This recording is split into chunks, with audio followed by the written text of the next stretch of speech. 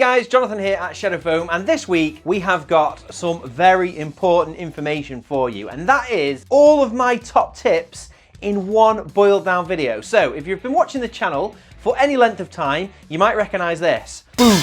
Jona's top tips. So as I'm cutting foam, I'm always trying to share hints and tips to make life easier, to make it quicker, more efficient, get the best out of this, which is Shadow Foam material. So this is all of my top tips, plus a few bonus extras that I don't think I've mentioned before, all in one place. So it's a nice, easy reference. Before you start your next Shadow Foam project, you can come back to this video, give yourself a refresher, and make sure you have the best time and get the best result cutting out your Shadow Foam project. So we're going to break it down into 3 sections to keep it nice and simple so you can skip forward to the point that's helpful for you. We're going to be starting with cutting, then peeling, then layout.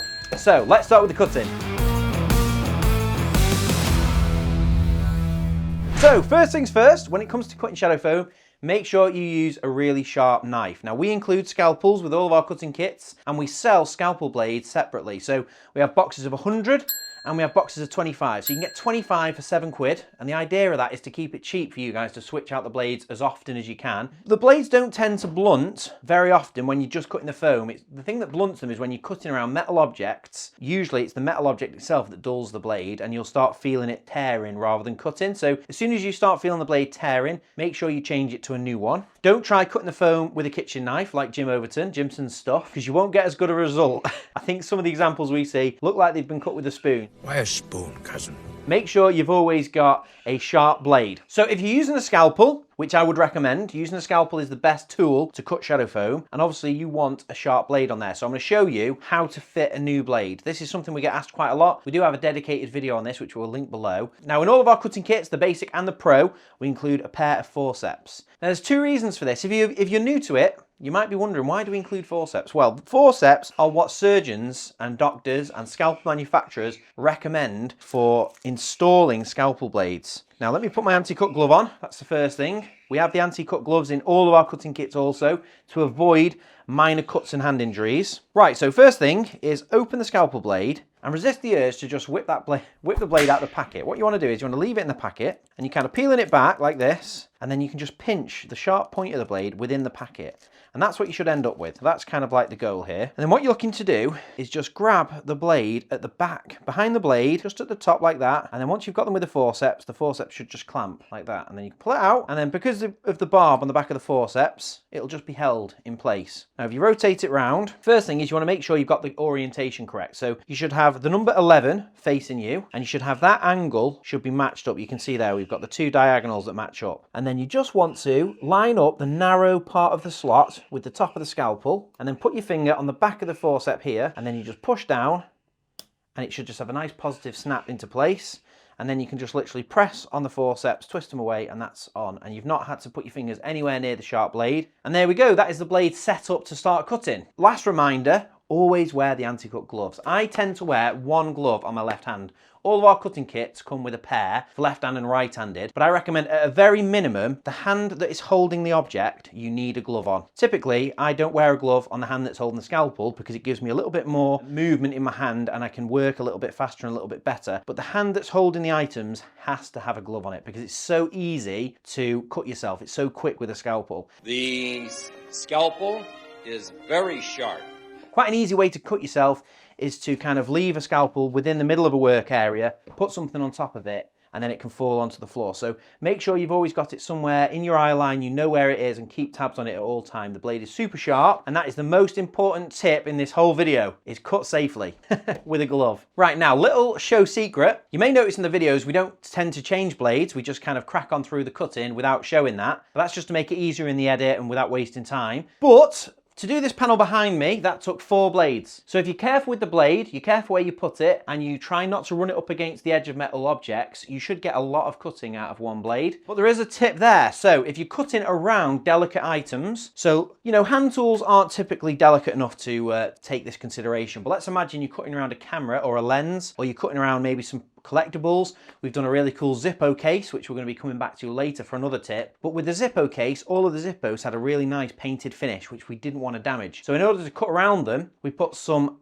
masking tape just around the top of the scalpel. That means we can run it right up close to capture the silhouette without scratching or marking the side of the item. Now, while I'm on the subject of the Zippo case, on that case we cut in 100 of the exact same object. Now, to do that and lay them all out and try and get a perfect layout would have been really, really difficult, and every single one was the exact same size, so we used paper templating. Now, I'm no IT genius. I'm not very good with a lot of the complicated Photoshop and Adobe Illustrator and all the other different programs that are out there, but I'm pretty good with Word. You know, any sort of Word or Pages, you can go in there and create a rectangle of the exact width and height, and then you can use that as a paper template for very simple objects. For more complex objects, you can use the same technique, but you'd have to take a bit more time to capture the silhouette. So with the Sneak energy drink wall, we had a square, which was the powder tub, and then the shaker itself was a bit more of an unusual object. Now, we had to do a bit of searching online, but we did find a profile of a tumbler that was the same size as our shaker, and we could use that then as a template to make sure that we cut the exact same shape each time, and it also made it a lot easier to line up because we could print out multiple. So bring up the Sneak energy wall here now. That was all cut by hand. It's all perfectly spaced all the way across, and we wouldn't have been able to do that if we used the traditional technique of cutting around the silhouette by holding the item. So paper templating is a good tip for multiple items. So they're my top cutting tips. Let's look at peeling. So I've got 4 objects here and I've already cut around them all, and that's just to speed up this video for you. We want to make this all of the killer and none of the filler, basically. So that's the torpedo level. I've already cut all the way around it. When it comes to cutting, you've got to make sure you've cut down to the right depth. So I've already gone around it. Now, what is the right depth? Well, this is a 50mm sheet of foam. This is about an 18mm deep item. So we want to make sure we've cut down past 18mm, because as long as you don't cut all the way through, you won't weaken the foam. I've cut down here to about 35mm. And how have I known that? Well, I know that about middle of that ridge is 35mm. Now, if you want to make it easier or you're a little bit unsure, you can measure the scalpel and you can put a little bit of tape or just put a little scalpel mark. So there's 35mm, little black line there.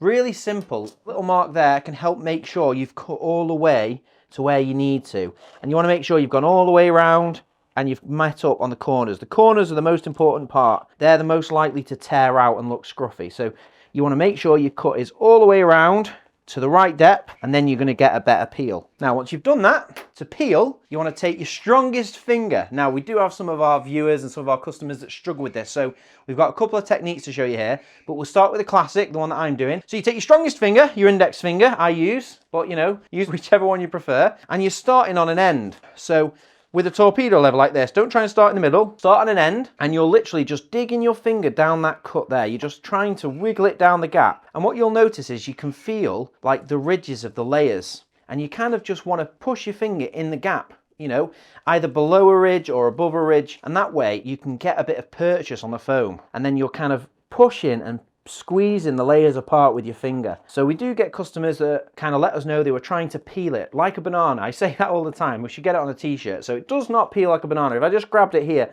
and pulled it, it would peel a little bit, but then it would kind of go uphill.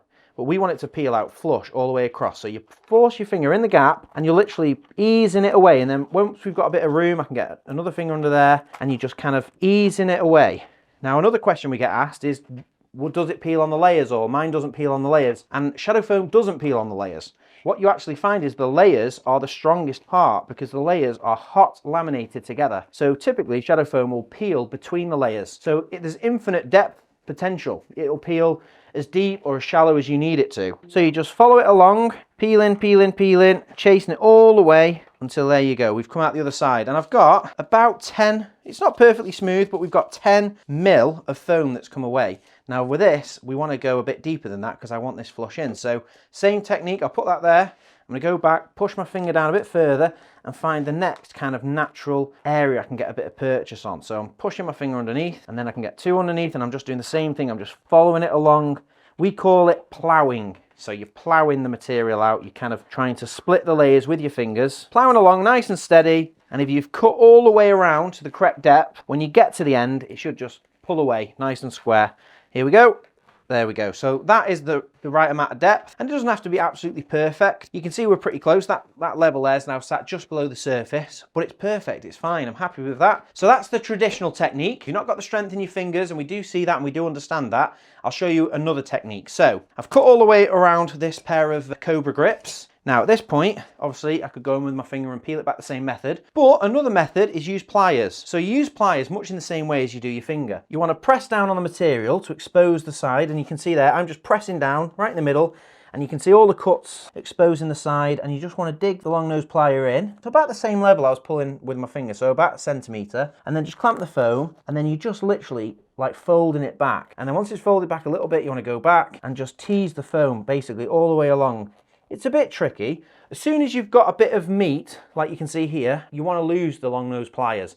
They are great to get you started, but you want to use something more like a bull nose plier like this, or these grips would be fine, because you want to get a bit more purchase on the foam. You want to get a bit more of the foam material in the jaw so it doesn't tear. And then you're just chasing it along. But the difference is you don't want to just be grabbing it and pulling it away. You want to stop, hold, and grab the next bit and just keep pulling it back like that. It's a bit slower and it's not the technique I shoot for straight away, but it can make it that little bit easier if you're struggling with the dexterity in your hands. You know, these pliers are great because they've got like a bit of a springiness in them. You can see they've got this little thing here, so if you've got some of those, that's quite useful. And you can see here, all I'm doing is I'm holding the foam out of the way and I'm just grabbing a little bit right at the base, pulling it up, doing the other side, pulling it up, not rushing, and making sure I'm getting that material out. And you can see the finish is just as good. Let me pull this level out. The finish is the exact same quality as we've got on this side. A touch slower, but more methodical in some ways. And there we go. So slightly different approach, same result. We've got this piece that's been pulled out.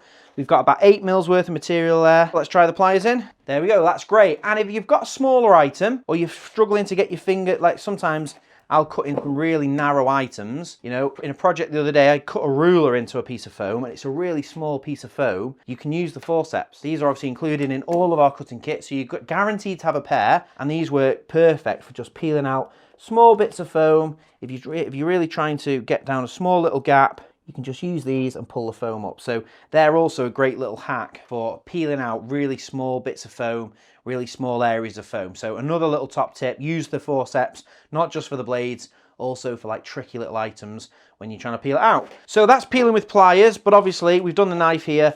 The traditional way of just pushing your finger down and peeling it back towards you is great. And you can see what I'm doing here with this knife is I'm digging my finger down a little bit deeper and peeling out 2 layers. So I'm peeling out 20 mil in one go. And that's traditionally, when I'm doing these liners at high speed, as you've seen in the time lapses, if I'm peeling out 40 mils worth of foam, I'll usually peel it out in one pass. You can just dig your finger down as deep as it'll go. You can almost count the layers on your way down, and then you can peel out 4 layers at once. So here we've got a knife.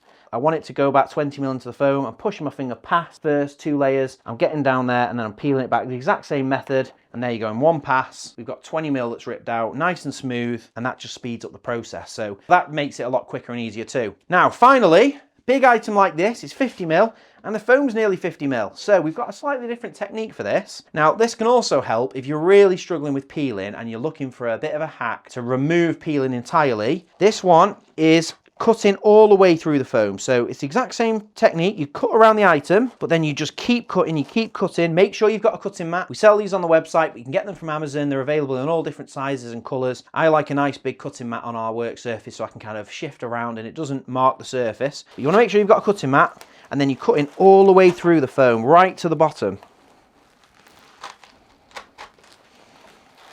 There we go. So I've cut all the way through. I should be able to put my hand underneath now and just push that out. There we go. And for a deep item like this, you could leave it there. Depending if you're happy with that finish, maybe this is going in a drawer and you've got a foam layer in there already. You could call it a day there, and that saved all the peeling. For that item, I didn't have to do any peeling.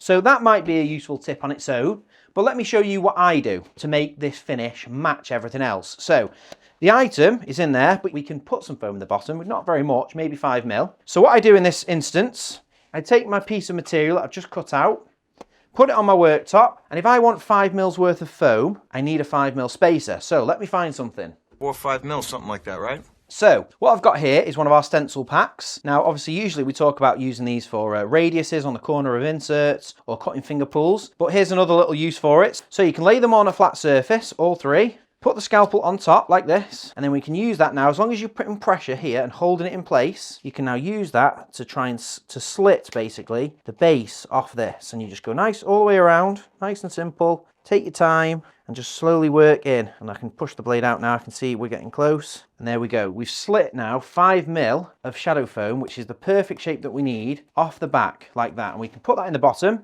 and you wouldn't know that you've not peeled it.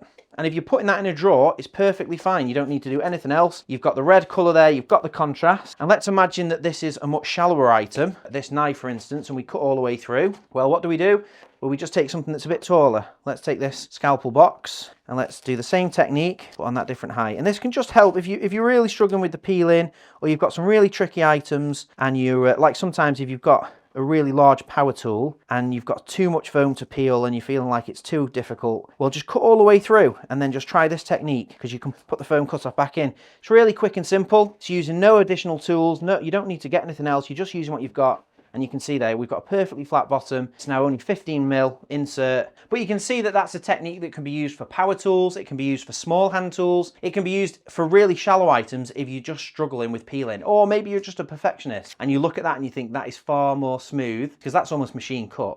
And that's the beauty of scalpel blades. They are super, super sharp and they lay super, super flat. So I see sometimes people cutting inserts with all manner of knives, but a scalpel is the ultimate because it's so thin. You can get really close to the items. It's got such a thin side profile, and you can also do this technique with it, which we do in our videos. We don't talk about it often enough, and I hope you're enjoying these hints and tips. And if you want to see more, or you've got some of your own hints and tips, let me know in the comments, because I read all the comments and I reply to them all, and this is all about sharing. So if you've got any tips that I've missed, let me know, because I'm always keen to hear more. So that's all of the peeling. Let me show you something about smoothing. Right, so when it comes to smoothing, we have done a really good video on that. So go and check the link in the description, or go and click up here and we'll send you off to a video all about smoothing your bottom. Not waxing it. This is about using some of our various kits. So foam finisher, hot foam smoother, smoothing spinners, all of these things are available to help you get the smoothest finish on your shadow foam. But one top tip that we didn't share in that video, which I think was an oversight because I do it all of the time, is when you're smoothing out an insert, sometimes this smoothing spinner, although it's deceptive, it looks 50mm long, but you lose a lot of that depth in the collar of the impact driver. So I quite regularly use a little extension like this. So it's only simple, they come in all different sizes, I've got all different versions of these, and it just helps you smooth out the bottom of some of those deeper, more awkward items. And I haven't got it here with me, but you can get some flexible versions as well. So if you're struggling with the dexterity, again, you can hold the drill like here and you can have a little flexible extension. So if you want to see that, maybe we could give that a test. Don't actually have one, but we'll put one on the screen. You can see it. They're on Amazon. We'll put links to this stuff in the description. It all works in much the same way. This is a 1/4 inch fitment. So any 1/4 inch accessories, all the different length extenders. You don't need anything special. You can get the cheapest one on Amazon and it's going to do you just fine, because you're not putting it through its paces, drilling screws or drilling walls or anything. You're just using it for a foam smoothing spinner. So get on Amazon and choose the best one for you. But that is a really handy tip to have in your shadow foam cutting toolkit. Have a bit extender. So that's all I'm going to tell you about smoothing. If you want to know more, go and watch the smoothing video. But next, let's have a look at layouts.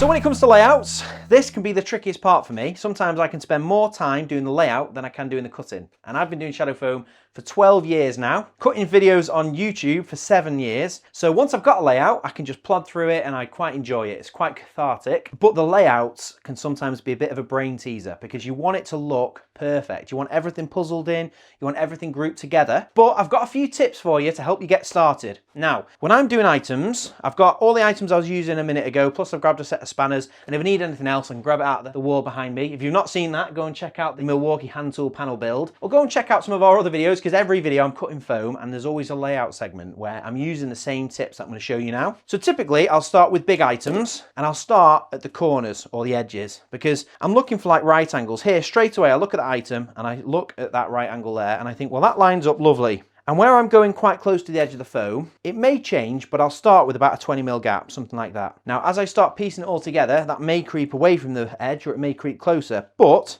we're using that corner really nicely. Now I can see we've got a gap up here, so I want to put a piece in there to take up that little gap, so maybe that knife, but we'll come back to it. The next part I look at is something like the spanners, because we want them all together and we want them all in order. So these aren't going to just go randomly placed. We need to get them all into the layout. Now, depending on the amount of items you're trying to fit in your liner, you may want to put these on the side. There's always a temptation, and I'm always tempted to lie them down. I feel like they look better. You can see the numbers, and there are a few different ways you can offset them. Sometimes I'll put them staggered like this because they take up less room. You can get them closer. Sometimes I'll top and tail them. but essentially, if I can, I lie them down. But if you're trying to squeeze a lot of tools in a small space, you can get a lot more in, and this is one of the big advantages of shadow foam. If I lay them out like that, we're taking up 22 centimeters of the foam, 22 centimeters across. Obviously, I've got a little bit of room here, but 22 centimeters. If I stand them all up, I can have a similar gap between them, about a centimeter gap. It's tricky because when you're doing a layout, obviously you can't leave them standing up, so you almost have to just cut these in and then carry on with the rest of your layout. That's typically how I do it, but with about there is where we'd get to, and that is just under 11, so we're less than half the amount of space. So that's what we'll do for this insert. I'm going to cut these in to show you. So we're going to cut those in on the side. We're going to go for that there. Then we've got pliers, and the way these you can see are sprung, but I'll always cut these in held tightly like this. Now, in the comments, you might tell me that's not a great idea because you're going to lose a little bit of the springiness, but this is the only set of pliers that have this spring in them I've ever had, and I've had these probably about, I'd put these at about 16 years old. These are from my apprenticeship. I worked with a guy called Alan, absolutely great engineer, and he always taught me the value of good tools, and Facom were one of the brands that the RS Components catalogue had. So every now and then, we'd get a big order in from RS, and me and, well, Alan, you'd usually add a good tool on there for me, and I had a few Facom items come through, and these were one of them, and they've still got a spring in them. So, you know, you can complain all you want about if I cut these in, but I've never cut them in any other way, and these have been in quite a few different builds and panels. So I'm going to stick to my guns on that one, and I'm going to put these top and tail, and they'll take up that room. Again, as soon as I let go, it's going to spring out, so you almost have to make a mental note of where that's going to. And that brings me to the masking tape. So when I'm doing a row of items, you want them to line up perfectly. That's really important, especially with spanners. It can look really jaunting when things are wonky. So quite an easy way of doing that is just taking some masking tape and making some visual references. So for this, I'm going to want a nice even gap along the bottom. So I can put tape in that section, or an easier way to do it, you can see that I'm creating a nice little gap here. So I may as well just tape the whole edge. And you'll see in some of the videos when we're doing high-speed time lapses, I'll be getting tape out to make sure everything's nicely in line, it's all matching. And another little tip for this is if you want to make a little visual reference, you can use one of your blades that's maybe gone a bit dull. I'll measure it, and I'll say, right, it's going 15, and I'll just stick it in. Very much like a haberdashery or like someone who's doing sewing, they use little pins, don't they? So you just stick a pin in there, and that's at 15 now. You don't have to mark it. You can stick up to it. And on this side, I could stick another pin in, to be fair, but I don't really need to. And there we go, that's 15 mil. Front to back to front, 15 mil. Nice and square, nice and easy, and you'll never see that mark. Gone. So using the old scalpels like pins is also a top tip. I'm getting this, I told you there was more top tips coming. These aren't even scripted. A lot of these are just flowing out, you know. As soon as you start me on top tips, all of the top tips are coming out. So I'm loving it. So get some masking tape. This again, really cheap, it's widely available. You've probably got some in your house, and it's low enough tack that it's not going to do any damage. Don't go and get duct tape. Don't go and get floor vinyl tape, or even sellotape sometimes. It can get a bit too sticky, and when you peel it off, it can damage the edge. So a low tack, normal masking tape is perfectly fine, I've always found. And if you do have high tack, here's another tip, free one for you. If you have high tack tape, stick it on your t-shirt like that, and it'll just take some of the fibers off with it, and it'll turn it into low tack tape. And then that again will not damage your insert. So there we go. Let me line up all the spanners. I'll cut them all in, and then we'll get a layout sorted.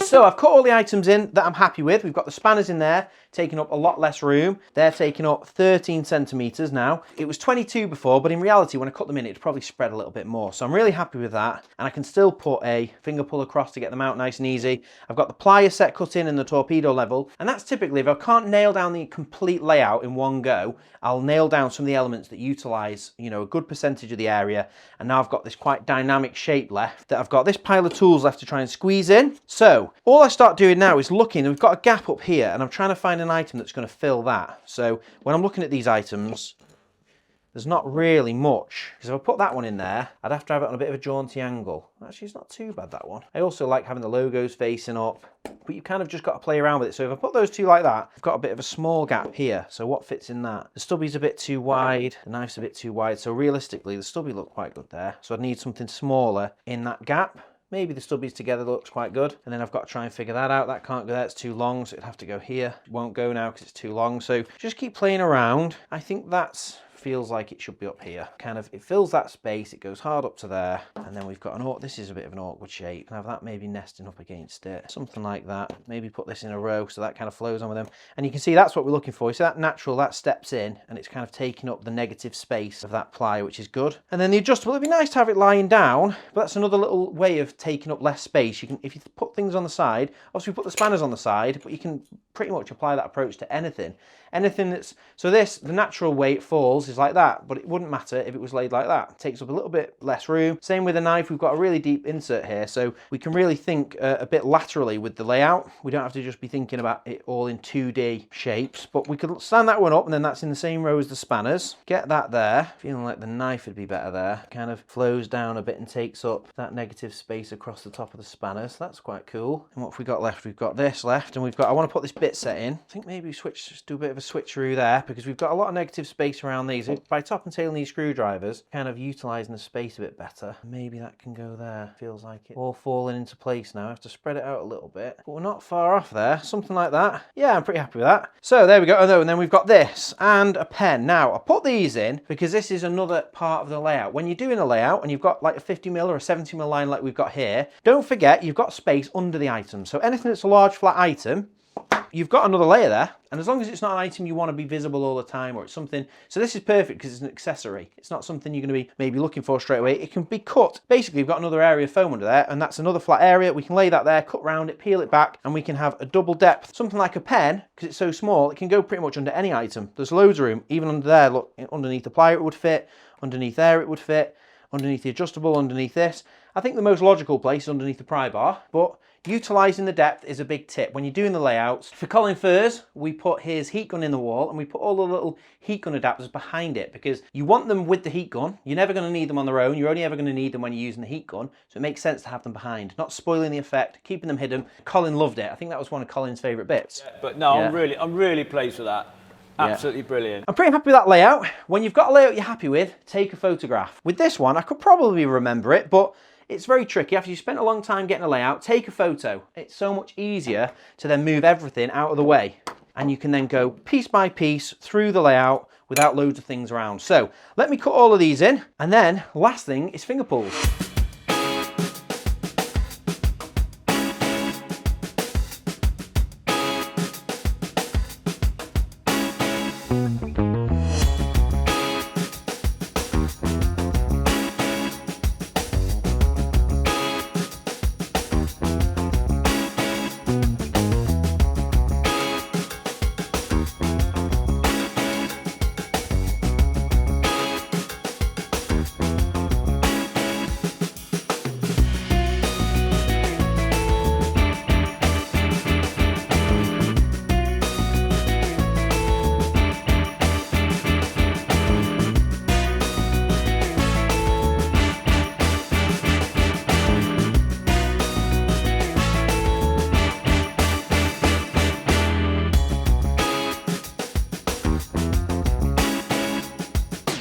Right, so there we go. I've cut everything in and I'm really happy with that layout. We've not got much dead space. We've got a nice balance. Everything's got nice gaps between it. You're looking for 5mm really minimum gap. Try and go for 8mm. You can see here I've got 8 to 10mm. It all looks evenly spaced. One of the main things is where you've got tools quite close to each other on a long run, you want a wider gap. Where you've got kind of corners kind of getting close to each other. You can see here we've got like a bit of a corner sweeping in. You can stand to have a smaller gap there, but like I say, we couldn't have that like 2mm off, 5mm off the edge. It would all be a bit weak. So I've got about 10, I think that's about 15mm on the edge there.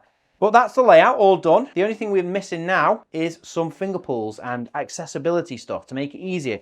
Right now, some of these items are really difficult to get out. So that is the first top tip, because you'll thank yourself later for taking the time to do finger pulls now. I think there is a temptation sometimes when you get to this point to say, that's job done, it looks mint.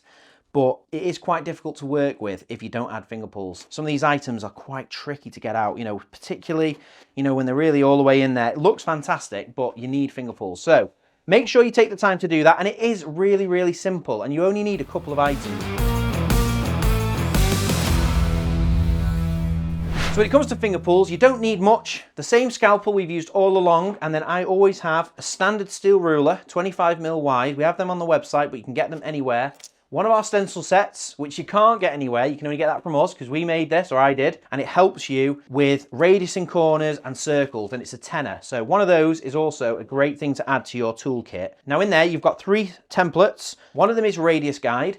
Now that's for doing like radius corners on flight case inserts, stuff like that.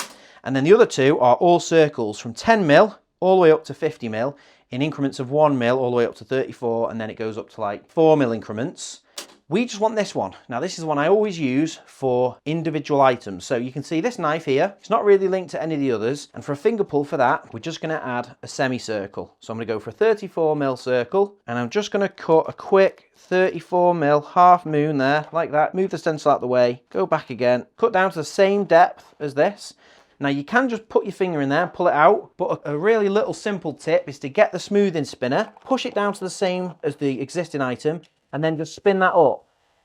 And that just makes it easy to pull it out at the exact same depth. So that little simple tip you can do with all of the finger pulls. You can do it for the same tram lines as well. So that's one item done. Now I'm going to show you another tip. So see this item here? You could put a little tram line here between these 2 items. We're going to do a tram line down here for the spanners. We'll probably go all the way across for these items. But let's pretend we don't want to put a tram line for some reason on this. It's an odd shape. It's in the middle of nowhere, let's say. I'm going to show you another way of improving accessibility without kind of adding a finger pull. Now some people don't like finger pulls at all, and this can also improve your layout. So this item here, what we're looking to do is create a way of lifting that out really easily. So all we want to do is take the item out of the way, and we're just going to cut a cavity underneath one end. So just going to cut around the bottom here, and now you can do this with any deep liner. You can do this with spanners on a 30mm liner. So this does look really great. If you want all the spanners cut in individually without finger pulls, this works great for a spanner. You just do exactly what I'm doing, but with a spanner. So half of the layout, you just cut down a big square, peel this out, and it's going to give you like a big notch that's sat underneath the item. Now, when I put the item back in, you can't even tell. It looks the exact same.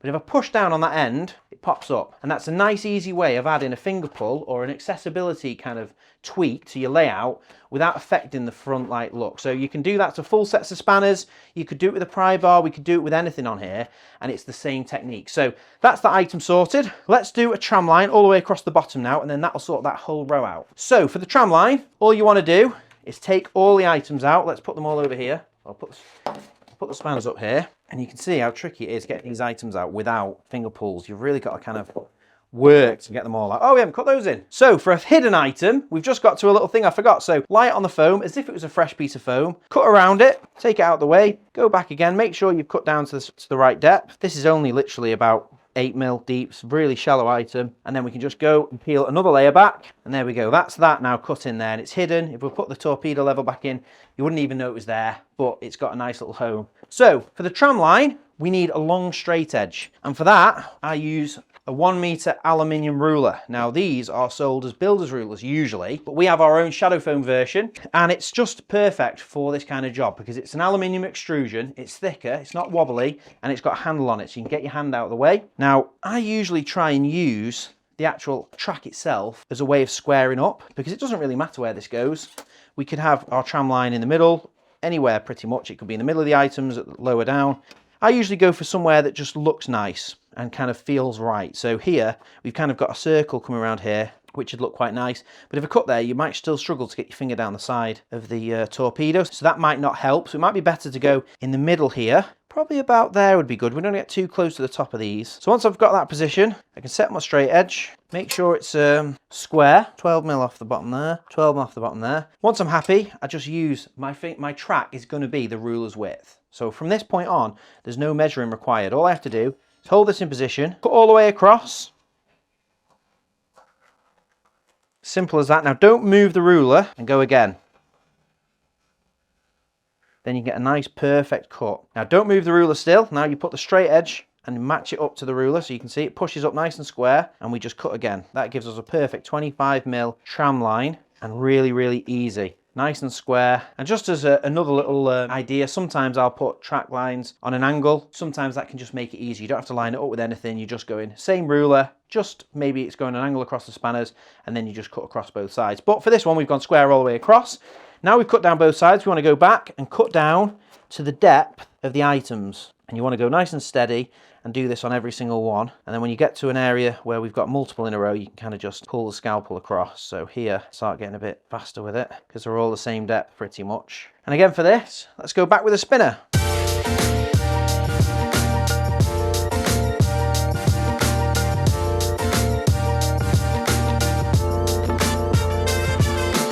There we go, that is that tram line done. So we've got a couple of items left. That one's got a finger pull, these two need a finger pull. So again, I'm just looking for the natural place to put half moon. So we'll go back to our little 34mm stencil here, and I usually will do all of the finger pulls if I'm doing semicircles the same size so they all match. So I'm gonna go back, put half moon here. You really can just whip around. This never takes more than a couple of minutes just to go around and add all the finger pulls.